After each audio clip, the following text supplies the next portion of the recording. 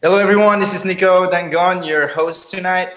Today, I have a pretty special, very special guest coming from California, David Hildebrand. He's running for U.S. Senate for U.S. Senator in California. Thank you for joining us, David. How you doing?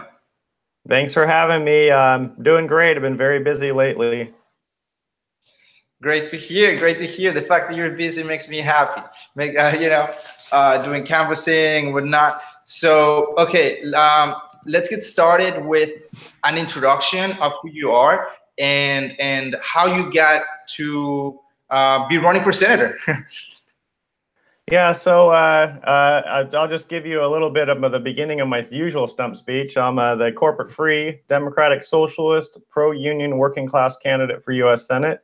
I have over 6 years of experience as a legislative analyst with the state of California.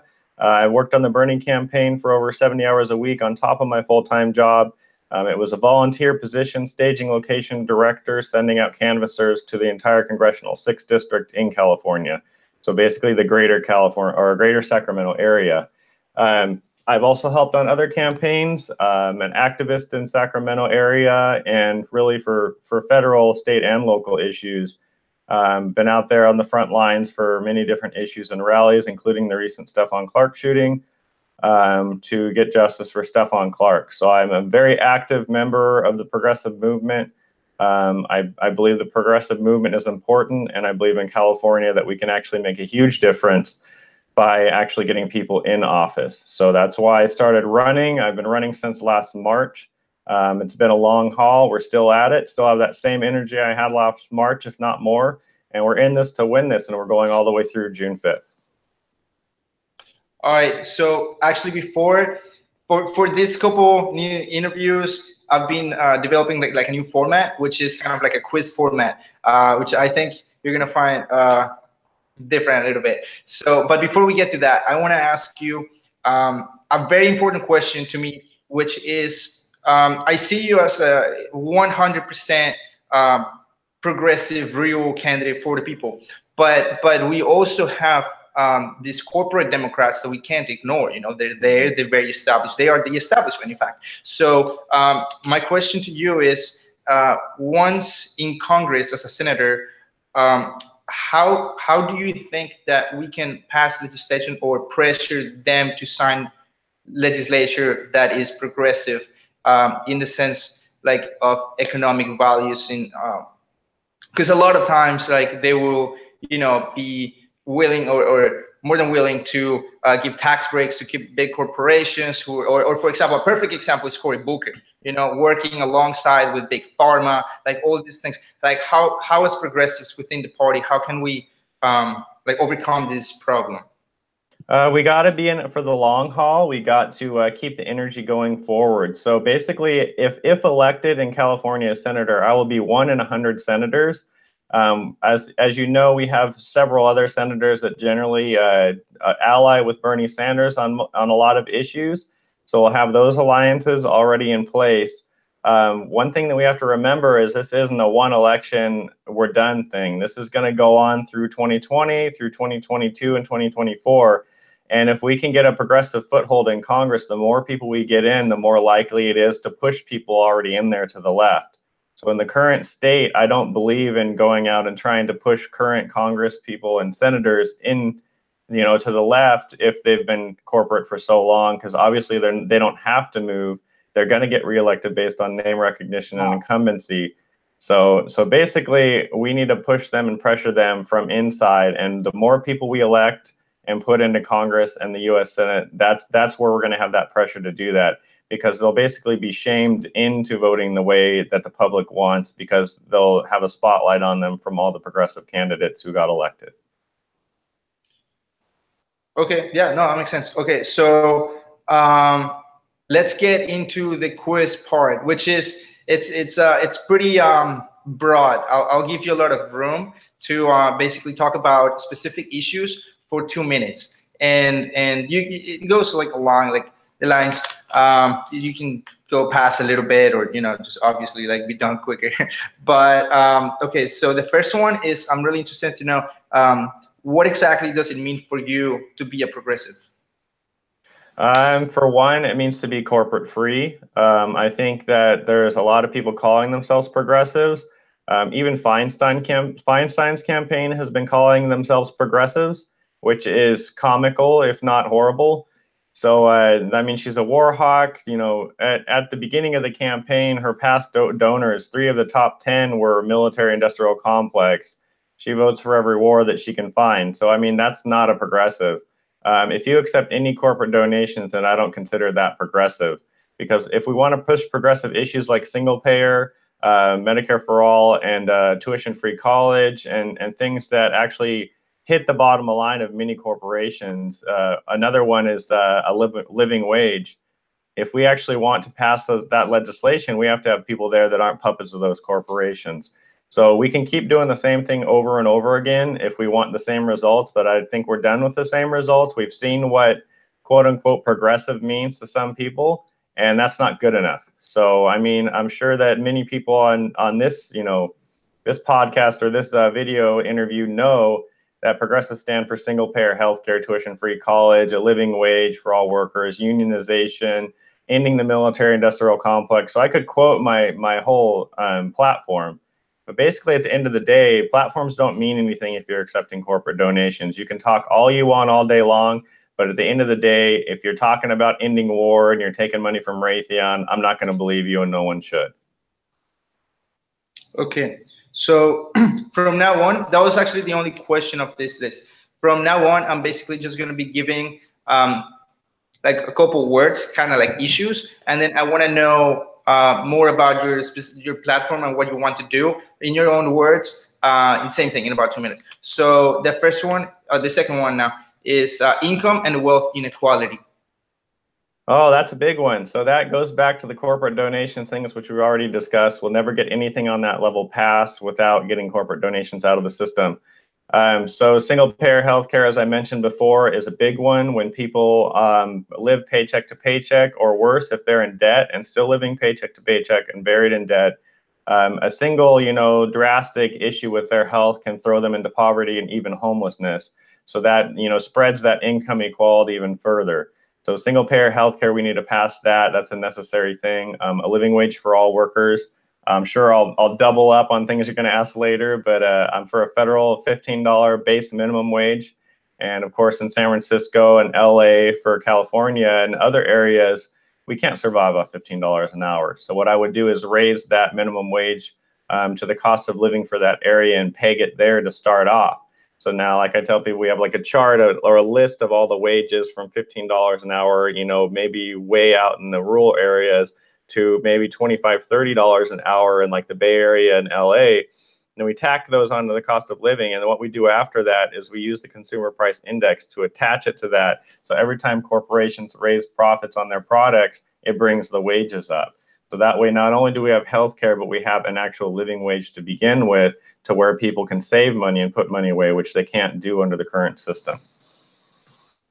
Yeah, and what you're saying sounds like really, I would say, I mean, for a lot of people, it sounds like very revolutionary, like, but in reality, it's just common sense, because what you're doing is you are taking into account the inflation to adjust for the minimum wage. You know, it just makes perfect sense. Okay, so the next one is education, and you can take that whatever you want. Okay, so education, tuition-free college and trade schools. This is one of the big items on my platform. Bernie Sanders talked about tuition-free college in his speeches. He was also for tuition-free community colleges and trade schools. That didn't make it into a lot of his speeches, but basically what that does is it educates a skilled labor force. So when you have electricians, carpenters, plumbers, and mechanics, they also need a skilled education in those areas, or they can't work because they don't have those skills.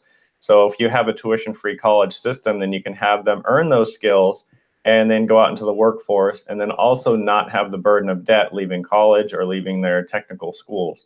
So these are jobs that can't be outsourced. So it's important that we make sure we do that on top of just raising the wage. It's important also that we have union protections for workers. When workers decide that they want to have a union, they should be the only ones that are allowed to decide to have that union. The employer should not be involved.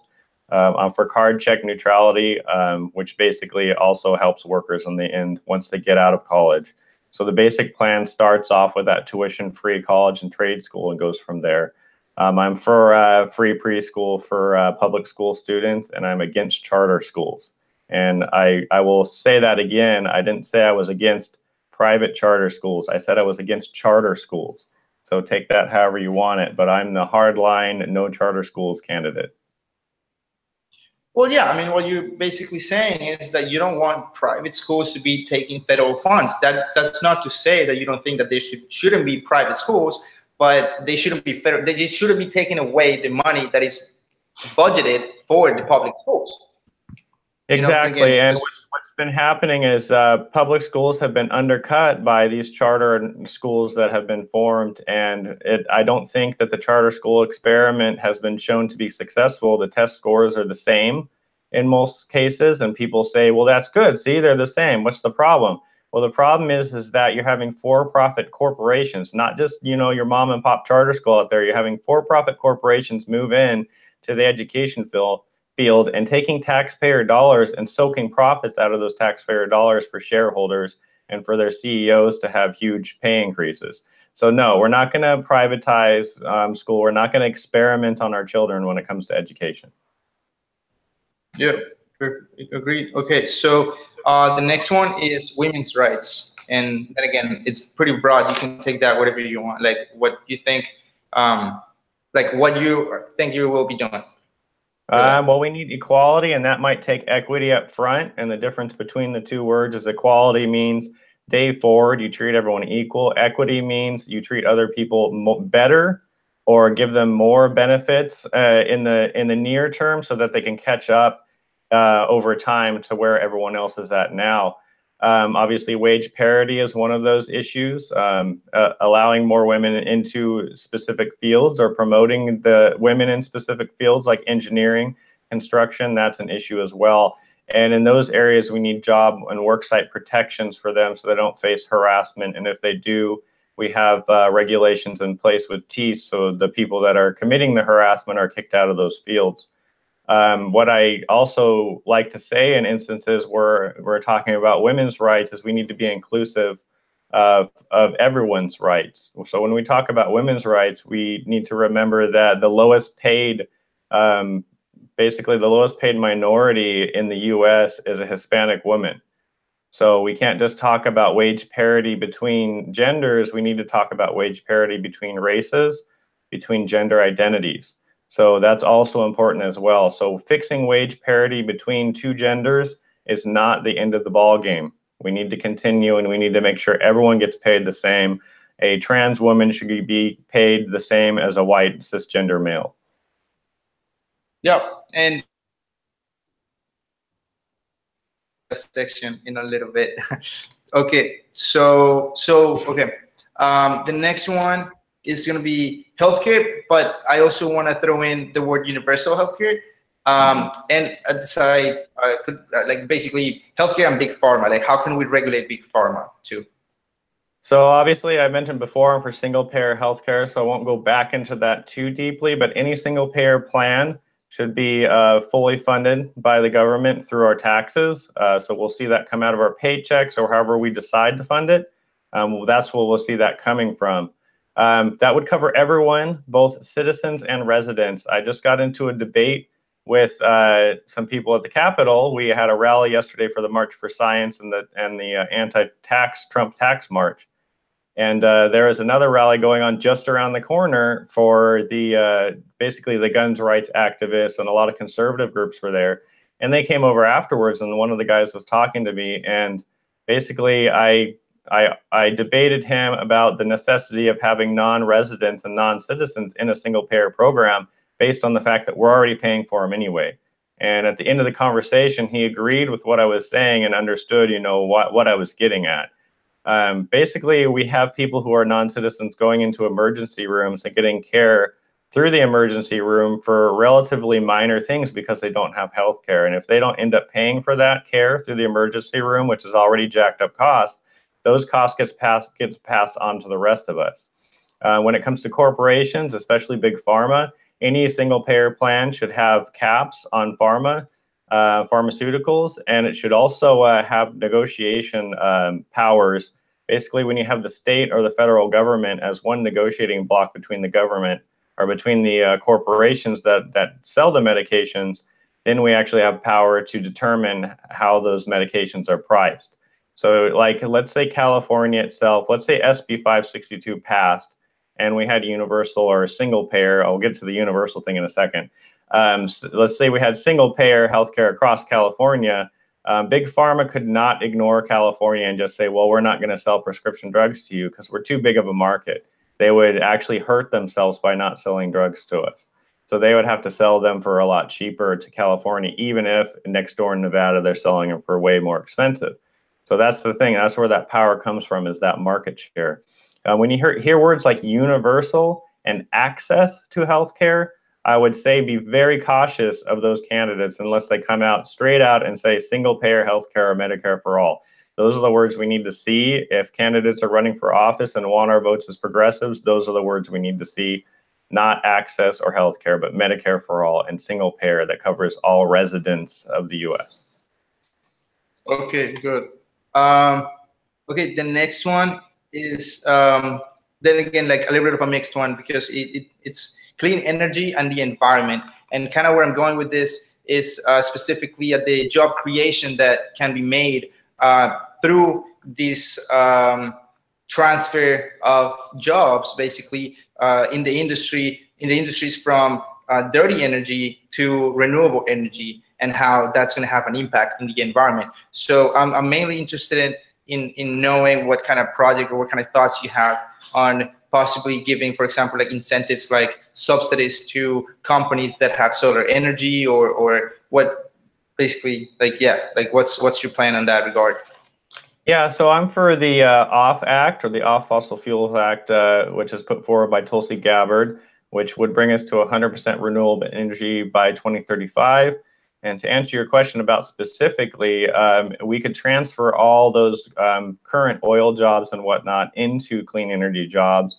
A lot of people will say things like, well, we can't, build solar farms out in the middle of nowhere, in coal-rich countries, because that's not where the demand is and where it's needed.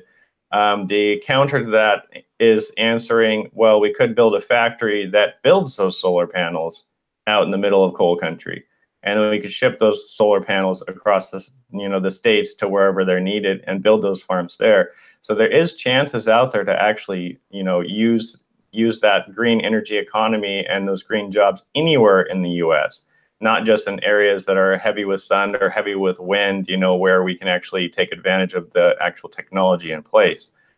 We also need to expand our mass transit. I'm for high-speed rail, and I will say I'm for intelligent high-speed rail. Not all high-speed rail is the same. We need to find routes for high-speed rail that actually make sense. We need intercity transit to be expanded, and we also need it to actually serve the people that need to use it, not just, haphazardly put it in place and not be thinking about the people that use transit for their daily lives. It shouldn't be just for commuters, 2 or 3 hours a day. It should be for everyone to get to the grocery store, the doctor, and whatnot. Locally here in Sacramento, we've been having issues with people not being able to get where they need to go. So we've actually put together, it's called Sac Transit Riders Union, a group called Organized Sacramento that I'm a member of, has actually been promoting this group, and we've actually made some movements and some motion on the issues in that area. So we need to repair our existing infrastructure, freeways, bridges, and whatnot. But at the same time, we don't need to expand freeways necessarily. We need to be focusing more on green energy and mass transportation. Okay. So actually, to further answer your question, so obviously, when we build and repair all those things, that would create jobs. There you go. Okay, so yeah, because what interests me the most about this issue is that, I mean, in California, it might not be that relevant, or actually no, it could be, because there's a lot of Republicans in like the rural part of California, but it's something that can unite or bring Republicans to our side in the sense that it's jobs. Most Republicans would agree that one of the most important things that they look for in a politician is the creation of jobs. So if you are incentivizing this new industry, that is something that they will be attracted to. So That's why.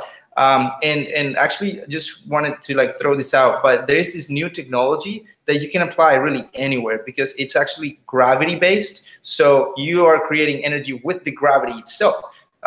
So there was this light that literally like had a couple like some rocks that you would put in or anything that weights, and the light will turn on. So what that means is that first you can use energy because it's just a fact.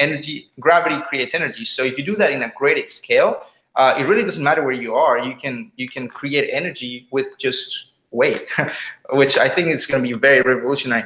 But okay, so the next one is private prisons, and yeah, like how are they affecting Californians specifically? Since you know they have different private prison like companies all around the world. I mean, around the U.S. But and how do you think we can combat them? Because they're just like inherently immoral, you know? Yeah, so to start off, we need to end mass incarceration. So the private prisons, as horrible as they are, and as much as everyone wants to ban them, they're a symptom of a lack of space in prison, which is a symptom of unequal policing and unequal, justice system outcomes when it comes to minorities. So we need to decriminalize marijuana on the federal level.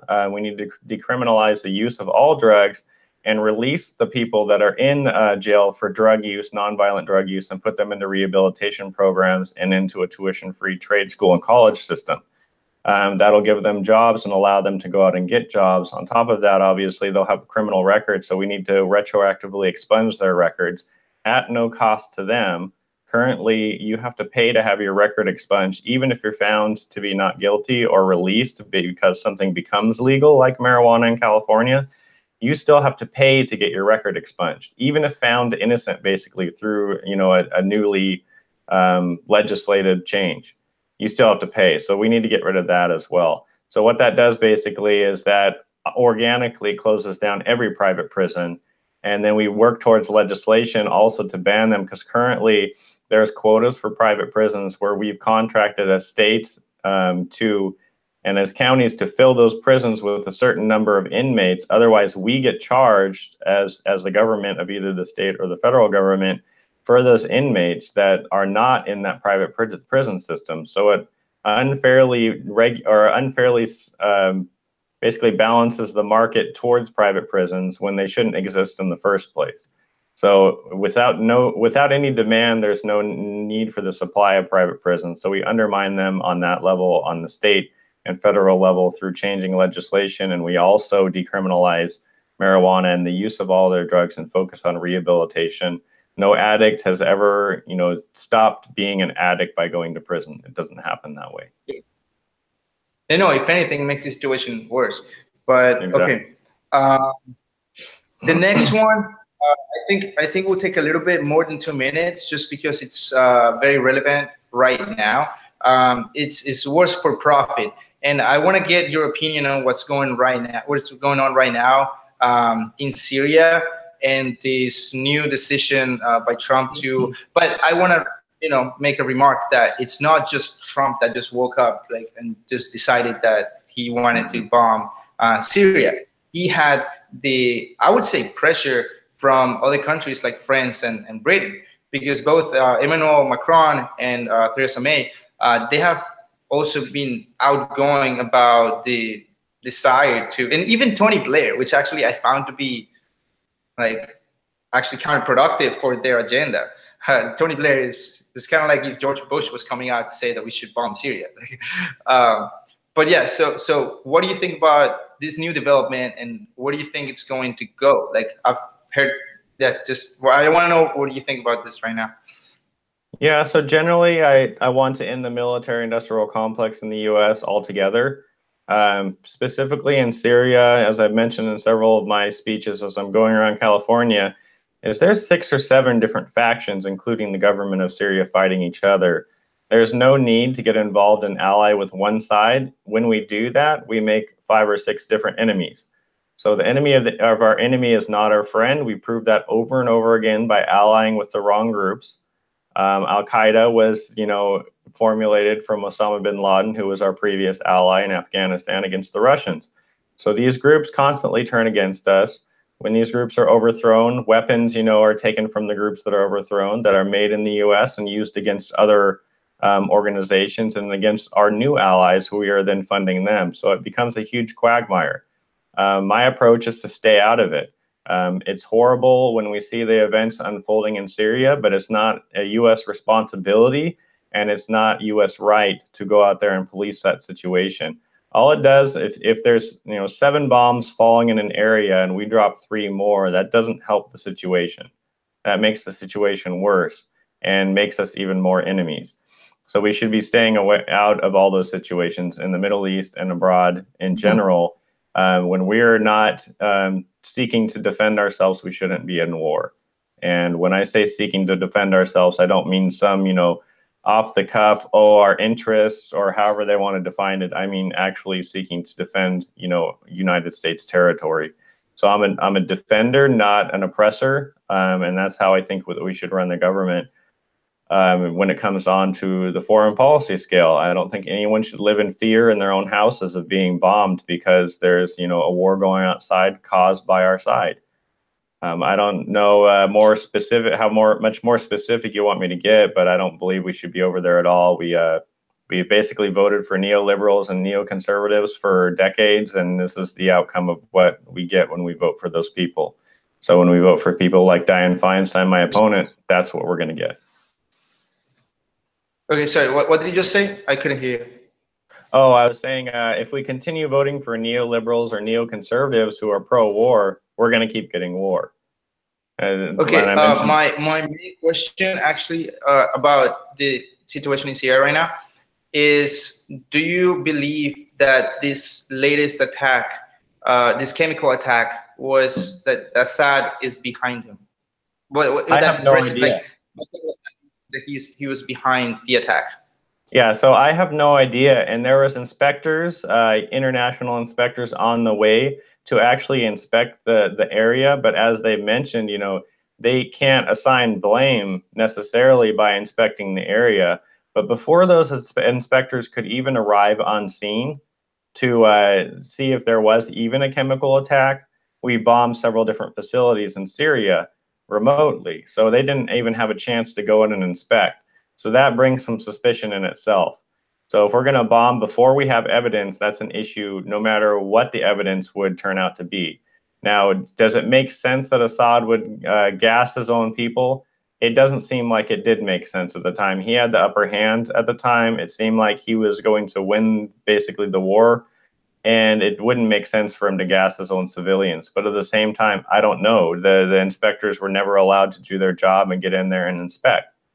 We saw last year after the attacks that it was admitted that there was no way to prove that Assad used chemical weapons on his people, even though we decided to bomb them last year. Can you repeat that last 15 seconds?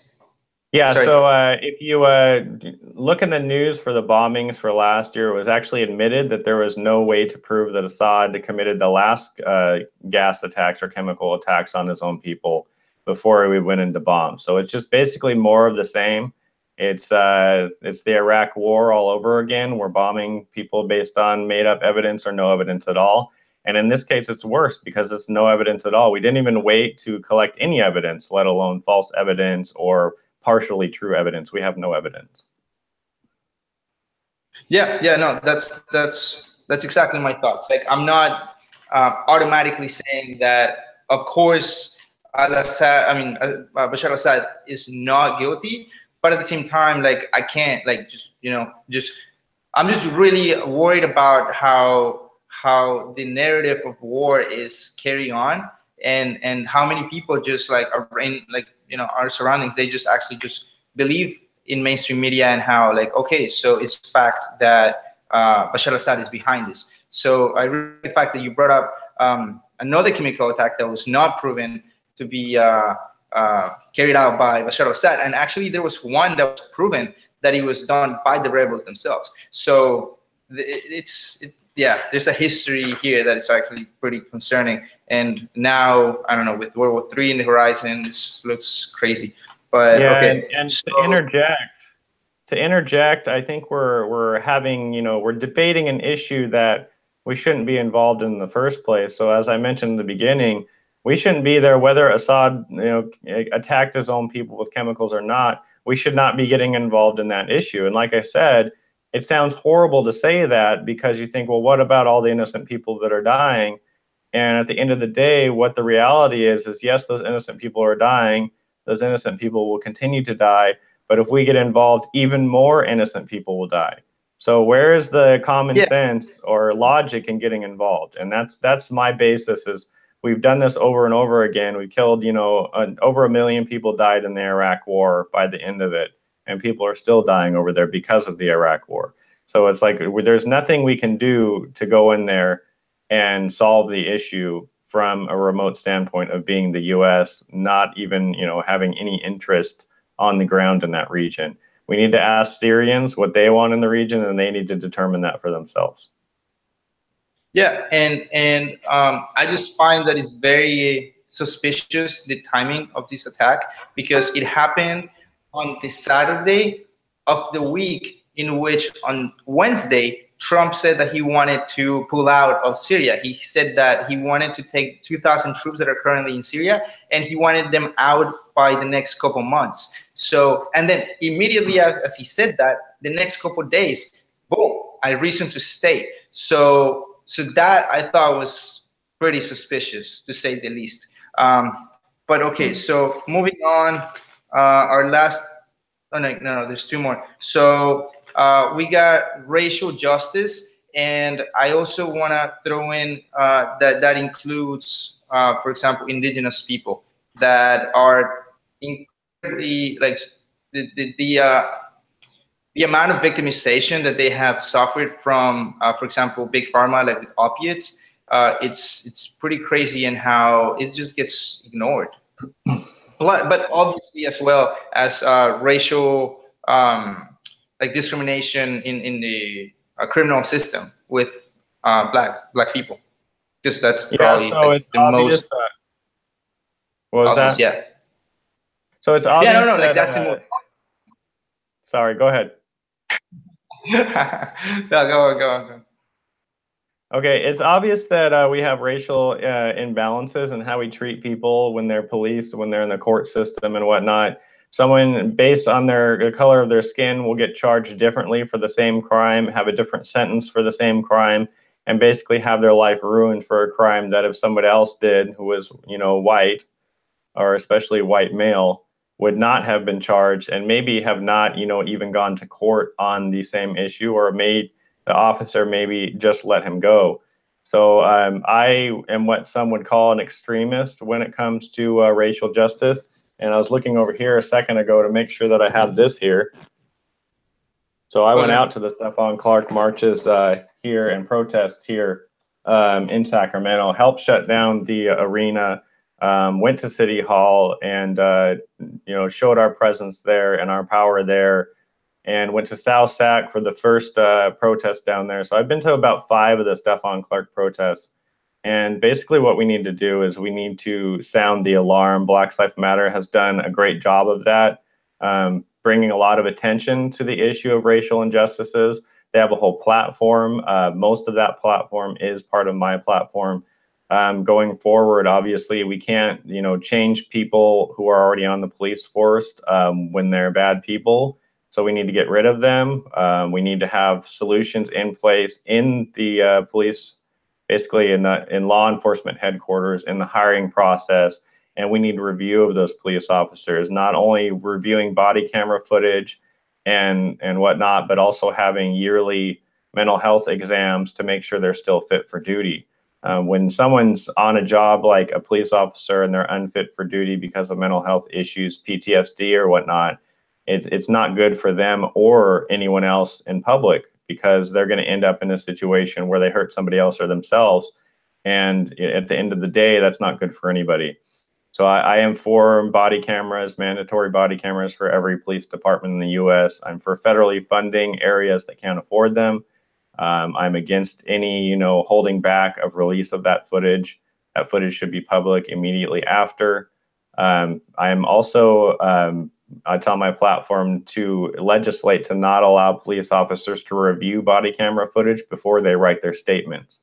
So the example that I bring up and how that makes sense is if the officer says he reached into his left front pocket and pulled out a gun. I saw a gun, so I shot him.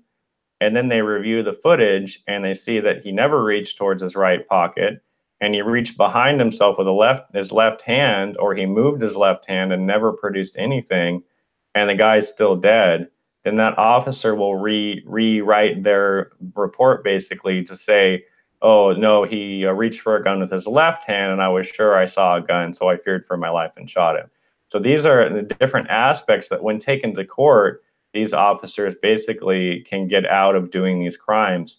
And when you allow them to review that footage, you're telling me that you are putting someone's basically their job and their life on the line through a criminal proceeding, and then at the same time asking that person to be completely honest in their report. And I don't believe that's possible. If you tell someone, if you fill out this report, you're basically going to jail for the rest of your life, if you fill it out honestly, I think that's too much pressure to put on one individual. I think there's very few individuals in the world that would actually fill out that report honestly. So we need to work around that system, and we need to make sure that those reports are filled out before viewing the footage. Footage should be released so we can view it as a public and in court. And those reports, like I mentioned, should be filed separately without any collusion between officers and without reviewing any footage. Yeah, and there have to be more sanctions for example, policemen when they have the camera, they have the body camera, but you can clearly see when they like take it off or turn it off, or like just turn off the sound, or yeah, like, and they happened in the Stephon Clark incident. Yeah, so that to me, I think that there should be a law saying that if the police actually is themselves, they are not showing what they're doing intentionally, that means that there's something they're doing something wrong intentionally. Exactly. So I think that, yeah, so that would, just the fact that they're doing that would I think they should be guilty just because of that, because then that would incentivize, that would basically let them know that you can't do that, so then they wouldn't. See what I'm saying? Like it would basically like just make them not hide what they're doing. And there's okay, no logical reason.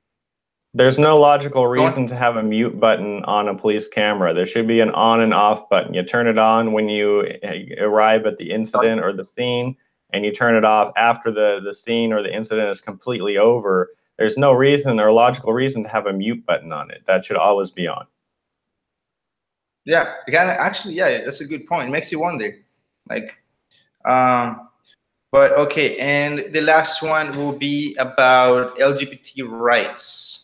So, yeah, like you can take that anywhere you want. All right, so LGBT rights, which is actually a lot more letters than that. Obviously, we know that in the progressive movement, but basically LGBT rights sometimes and for some groups stop at lesbian and gay rights, and they do not go any farther than that. So they don't even address situations of intersectionality between other people of other genders. They don't address trans issues.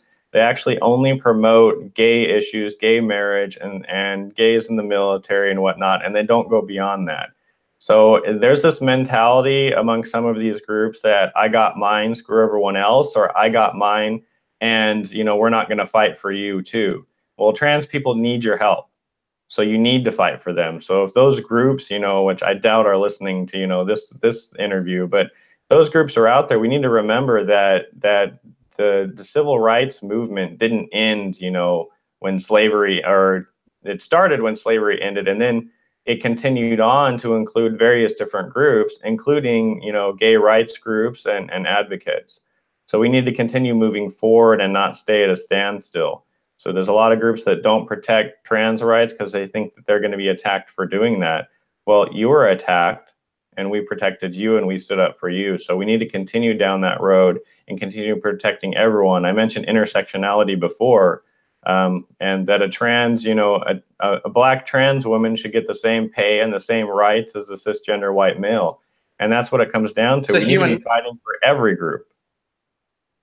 Yeah, it's just they're a human being. That's the bottom line for me. Like whatever they call themselves or whatever they're a person, and every person should have the same rights. Period. Exactly. Okay. And we dehumanize people based on various things. Being trans is one of the things we dehumanize people on. Just having basic different beliefs than us, we as a society dehumanize them. Having mental health issues, we dehumanize them. And we need to start realizing that every single person, I don't care if you're so mentally unstable that you can't hold a conversation or dress yourselves, that's still a human life. So especially on the right, we have people who are anti-abortion because they say, oh, you're killing people, who will turn around and not be for funding for childcare, for rights to education for everyone, and for mental health funding. So if you want these people to be saved and you want people not to be aborted, you can't just stop there. You need to continue on and actually have a consolidated and consistent rights for everyone message. Otherwise, you're just a hypocrite. So when it comes down to it, we need to be protecting everyone based on the fact that they are a human person and not based on any other facts. There should not be any diversity when it comes to how we treat people. The diversity should be we treat everyone equally. Yeah, I agree. All right. So just already kind of like closing. What would be your message to the audience that is watching throughout the country, like people that are not only in California, but just all throughout, like progressives? What would you say to them if they're thinking about, for example, running for office themselves, or thinking about joining, maybe like an activist like that is kind of skeptical about the democratic process, but how to like motivate them to actually to run for office or canvass for a candidate, or get more involved? Like, what would be your message to those people? Well, I'll go all the way back to the beginning and say that if we have corporate candidates in office, we're not going to get what we want as citizens. And that's for both Democrats, Republicans, any other party. We're not going to be represented by corporate candidates. So if we don't run, then that's the only options we have. Obviously, we have a lot of issues as a movement. We have multiple progressive candidates in many races. Establishment candidates will run just to dilute our vote and act like they're progressive. And that's what we need to watch out for. So every single political action you do matters. So down to the very, very basic, showing up to vote for the primaries and general election, that matters. Showing up to protest and have your voice heard in public, shutting down streets if necessary to protect Black lives or to seek justice for people who have not seen justice in decades or even more, that matters. So do those things. But at the same time, if we stand outside legislators' offices and scream till we're blue in the face and shame them till they're termed out or forever, they're never going to change their mind just based on that. We need to replace them. We can't push everyone left. We've seen that with people like Ami Bera in California and Dianne Feinstein. They will not be pushed left because of their backing, their corporate backing. They refuse to be pushed any direction. So those movements out there that are trying to push those candidates left need to work on replacing those candidates, because we've tried that and it hasn't worked. We've got the same thing over and over again. We've got the same thing when we have corporate donations in politics. So get involved. Number one, vote. If nothing else, show up to vote for actual progressive, non-corporate candidates who are actually going to represent you. And this goes for not just progressives, not just Democrats, even Republicans. Vote for people who don't accept corporate donations. That's what we need to do. We need to stop funding the same process. We need to stop believing we're going to get changes in our system by doing the same thing over and over again. Everyone can go up on a stage and tell you one thing, but then when they get into office, what are they going to do if they accepted corporate donations from, say, Raytheon? You think they're really going to be anti-war, really going to vote against it when they're accepting donations from people who make money off of those same things? It's impossible to believe that that's going to be the case, and we've seen it over and over again. And the way to really make sure that the people who get elected actually stay true to what we've been preaching during election campaign is something that CFAR has been addressing. which is a contract that candidates sign, and you have signed it, that makes you accountable to actually do these things that you're signing on. So actually, as the last thing, tell me your perspective on CFAR and where you think that's going, and just what your thoughts on CFAR and like how you got to be a CFAR candidate. Yeah, so I was actually hounded by the CFAR organizers for a while to sign it up, and because I was so busy, I didn't have a chance for. But I've signed that contract. I've signed a couple other contracts as well, or pledges to do certain things or back certain things when I get in office. The different contracts range, but it has to do with term limits, corporate donations, you know, a bunch of different issues that I could list off for till I'm blue in the face. Another thing that I wanted to mention, though, is no matter how many contracts we sign and whatnot, when it comes time for re-election, so let's say I get elected into office as a senator, it's going to be 6 years before I'm re-elected. So in those 6 years, we need the backers of progressives, the progressive movement, to continuously back us. And when it comes time for re-election, we need you to fund us then and volunteer for us then as well. And the reason why I'm saying that is you'll have someone go into office, great progressive, doing the right thing, and then when it comes time for re-election, they have a decision to make.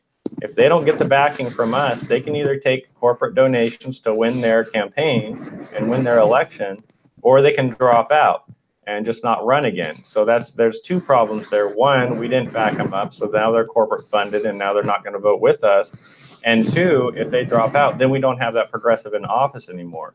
So we need to remember that the burden is on us to promote those candidates as well. So not just contracts and everything, which are a great example of a way to get people on record of actually signing what they say they're going to do.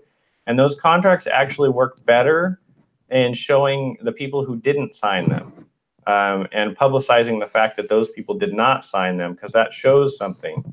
If they're not willing to sign a contract, say for term limits or no corporate donations.